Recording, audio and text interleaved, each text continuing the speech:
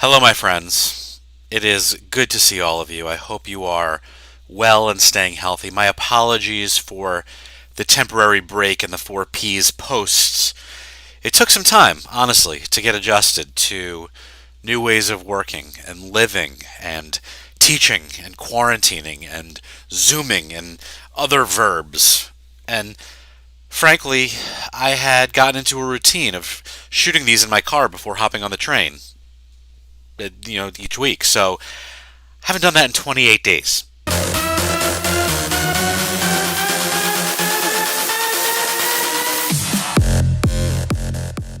You will remember that I was among the first to panic, which some of you laughed at, but I was wearing my mask now, God, 6 episodes ago, which was actually like 10 weeks ago, warning everyone to prepare for this. So, how did I know?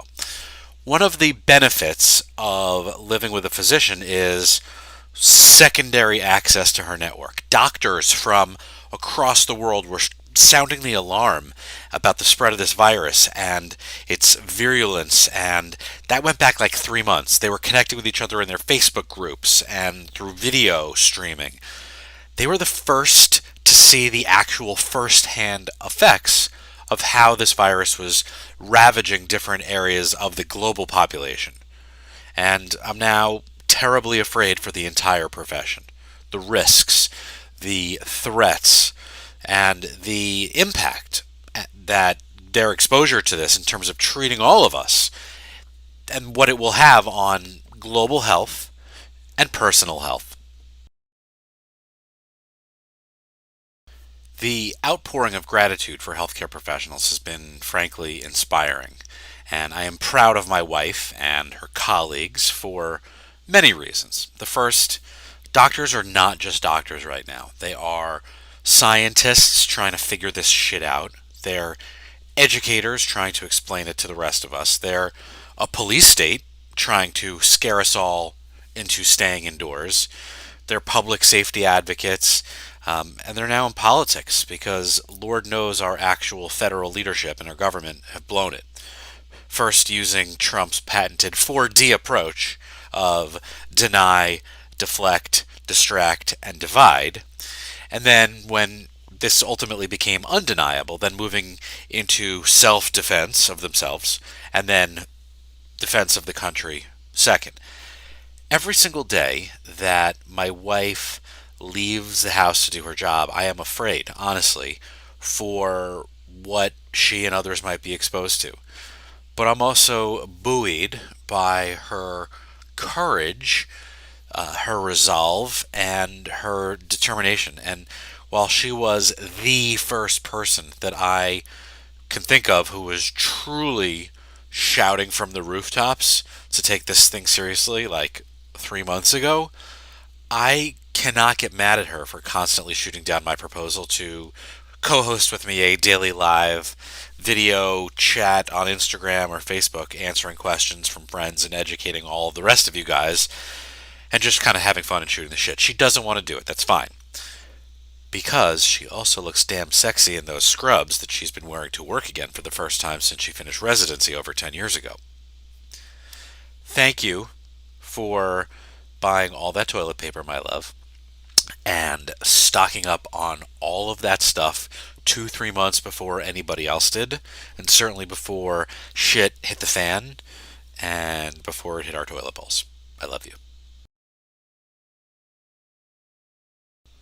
Any and all of the commentary about video conferencing and Zooms and WebExes, webinars, live streams, and all of these adaptations to working from home, WFH. I've loved the creativity, don't get me wrong. And a lot of companies are doing really great things. I've been inspired by all of the social good and humanity that we've seen. I've loved the live Instagrams and streams that my friends have been putting forth, all of it. So, yes, this is different. It is new and it is permanently altered with the state of the economy and instability, which is, putting it mildly, Every single business is currently in a state of uncertainty. People are spending less, right? Spending is down in most sectors. But anyone who says that this now is the future of work is fucking wrong and delusional. We are like 3, 4 weeks in and we're acclimating. But make no mistake, this is not and cannot be a new normal. So many jobs require in real life interactions, including mine and the marketing industry. We need to be physically together to collaborate, ideate, strategize, develop, produce content, just give each other shit. That's how creativity is sparked. I, for one, cannot wait to get back into the office, onto airplanes, at events, meeting partners, clients, prospects, vendors, and just hanging out in my conference room. We'll get there.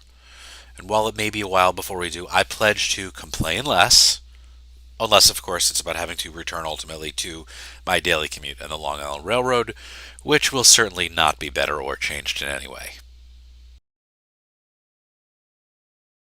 But we've had 3 years of a president whose strategy of deny, deflect, distract, and divide has actually worked. Trump's unwillingness to take seriously this whole thing initially single handedly had a massive ripple effect on a large body of our national population that, until maybe like 2 or 3 weeks ago, maybe even less, didn't believe the hype or take it seriously. There's no defending that, and there's no denying that. So we are in it now. And it seems like any and all talk about the November presidential election has taken a backseat, unless you're one of the millions who are so fed up with the lack of leadership and failures of government to protect us that you are like so angry that you're ready to stage a military style coup. But with the failings of our federal government comes heavy praise for the honesty and visibility and the actions of many of our governors at a state level. Here in New York, Governor Cuomo, who is now celebrity du jour, has been stellar. He's been prepared from the beginning, talking about what actions are needed and what he has the ability to control and not control. He was like the first to call for federal regulations and standards as far as applications of social and commercial and recreational restrictions. To his point, what good is one state taking action when a neighboring state does not? If only there was an opportunity for us to elect Cuomo as president in 2020. But selfishly, I am more than happy having him responsible for and running the show here in New York State. Sorry, everybody else. I know very little feels practical at this point, and this advice may not feel welcome or appreciated, but staying the fuck home is something we should have all been doing for far longer than any of us actually started doing. We would have prevented a curve, let alone flatten it, and we knew this was coming. Yet, people are still shopping, going out, doing things that aren't essential for survival. I get supermarket shopping to an extent. It's just not safe to be out there, and it never was.